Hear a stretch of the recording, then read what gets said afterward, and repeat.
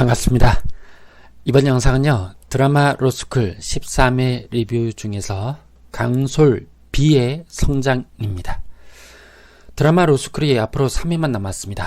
이 드라마의 상당히 멋진 부분 중에 하나는 등장인물들이 각자 개인적인 사연 때문에 내적인 갈등을 겪는데 서로 간의 상호작용으로 결국은 성장해가는 모습들이 아주 잘 그려진다는 것입니다.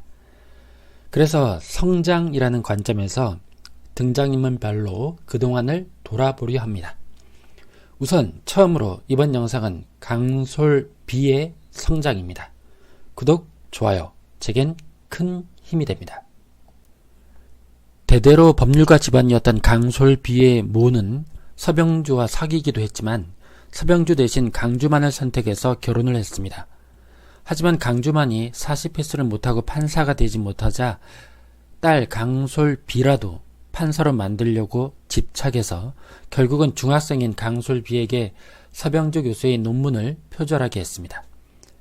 양조은 교수가 강솔비의 논문 표절을 발견하고 문제를 제기하자 강솔비의 모는 강솔비와 함께 서병주 교수를 찾아가 자신이 죽어 없어지길 바라지 않는다면 표절을 문제 삼지 말아달라고 애원했습니다.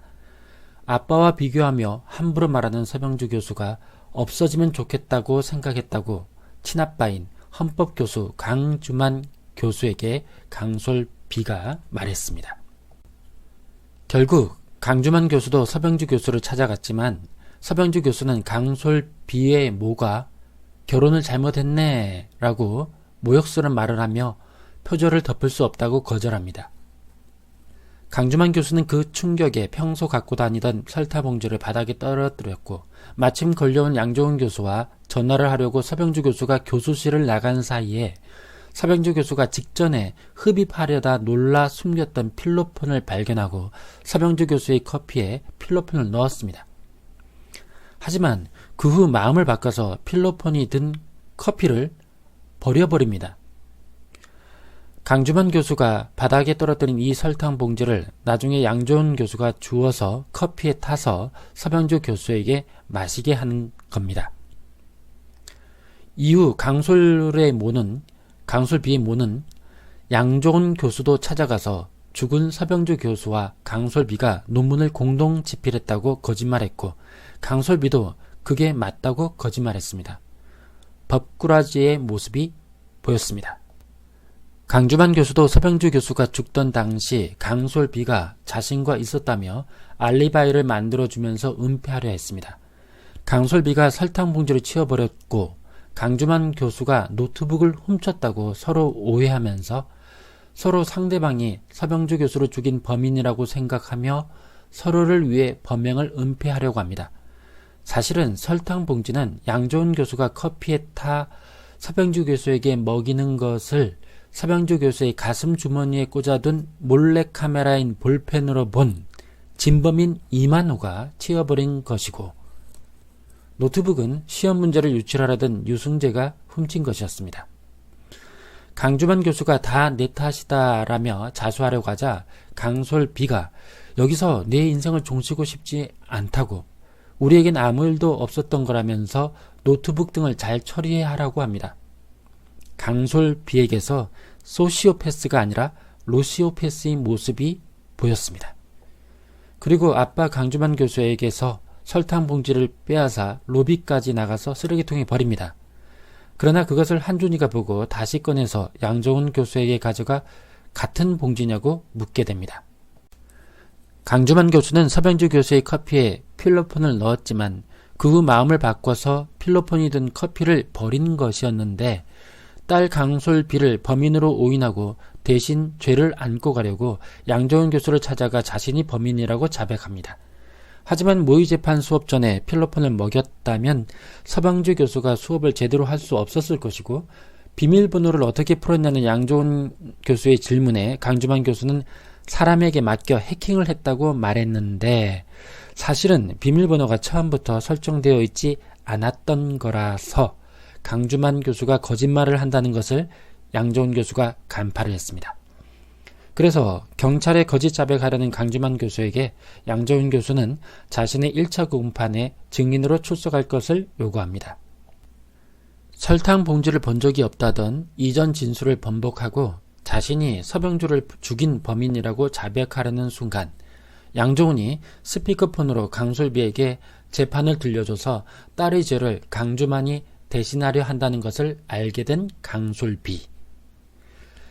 내가 한 것이 아니니 위증할 필요가 없다며 강주만이 위증을 맡게 됩니다. 강솔비는 덕분에 아빠와의 오해를 풀었다면서 양정훈에게 감사 표시를 하지만 끝까지 논문 표절은 인정하지 않았습니다. 강솔비가 증인으로 나설 테니 자기의 논문 표절건을 문제 삼지 말아달라고 거래를 제안했기 때문에 양정훈 교수는 설탕 봉지를 봤다는 강솔비의 증언이 절실했지만 강솔비를 증인으로 세우지 않습니다. 오히려 표절건을 공개적으로 문제 제기합니다. 하지만 강솔비는 논문심의위원회에 출석해서 논문을 거의 자신이 완성했고 서병주 교수가 논문을 제출한 것을 알지 못한 채 공모에 논문을 등록했다고 주장합니다. 서지호는 피의사실 공표에 관한 논문을 썼다는 강솔비에게 도움을 요청했고 강솔비는 자신이 논문을 썼다는 증인이 되어달라고 이미 거래를 해놔서 강솔비 자신이 논문을 썼다는 것을 서지호가 증언해 줄 거라고까지 말합니다. 여기까지 보면 강솔비는 양정훈 교수가 절대 만들지 않겠다고 한 바로 그 법 미꾸라지가 될 소지가 아주 다분했습니다. 하지만 양정훈 교수는 살인 혐의를 벗어나기 위해 강솔비와 거래하지 않았을 뿐만 아니라 강솔비가 변화하기를 계속 기다려줬습니다. 강솔비가 성장하게 되는 계기 중 하나라고 느껴졌습니다. 한준이가 삼촌인 서병주 교수와 함께 논문을 준비했다고 밝히면서 네가 양심선언을 하기를 기다린다는 말에 강솔비는 생각이 잠기더니 학교 측에 찾아가서 했습니다 표절이라고 당당하게 자백합니다. 왜 지금에서야 밝히냐 하니까 한준이가 삼촌 논문을 도왔다고 해서 지금이라도 밝히고 선처를 구해야 학교에서 잘리는 것까지는 면할 수 있을 것 같다고 대답했고 너무 당당한 거 아냐? 라는 질문에는 죄송합니다. 저는 양심이 찔리면 더 뻔뻔해졌어요 라고 대답합니다. 분명 참 뻔뻔한데 제 눈에는 왠지 의외로 더 멋있게 느껴졌습니다. 그리고 표절한 논문을 제출했지만 그 논문이 입학 사정에는 현실적으로 반영되지 않았다고 합니다. 미수가 되거나 죄가 되지 않을 수 있는 겁니다. 강솔비의 능력을 인정해주고 강솔비의 엄마가 극성이라는 것도 공감해주는 한준이에 의해서 마음을 바꾸게 된 겁니다. 강솔비의 성장은 결국 한준이가 이끌어내네요. 참 멋진 진행입니다. 또 이번 드라마에서 보니 강솔비, 이수경 배우의 연기가 참 명연기였습니다. 인상적인 장면을 꼽아보면요. 로스쿨 수업에서 날카롭게 대답하던 장면, 한준이가 강솔비에게 안경을 씌워주자 당황하면서도 설레던 장면, 수면제를 먹겠다며 가짜로 협박하는 엄마에게 뱉지마 꿀꺽 삼키라고 라고 말하던 장면, 전예슬의 재판을 도와서 실무에서 잘린 서지호에게 그쪽에서 너한테 알아내려고 한 건? 이라고 날카롭게 질문하던 장면, 다시 수업에 들어가기 망설이는 전예슬에게 따끔하게 한마디에서 각성시키던 장면 등등. 그러고 보니 참 많이 기억이 납니다. 참 명연기였습니다. 지금까지 드라마 로스쿨 13회 리뷰 중 강솔B의 성장이었습니다. 다음은 강솔A의 성장이 이어지겠습니다. 구독, 좋아요, 제겐 사랑입니다. 감사합니다.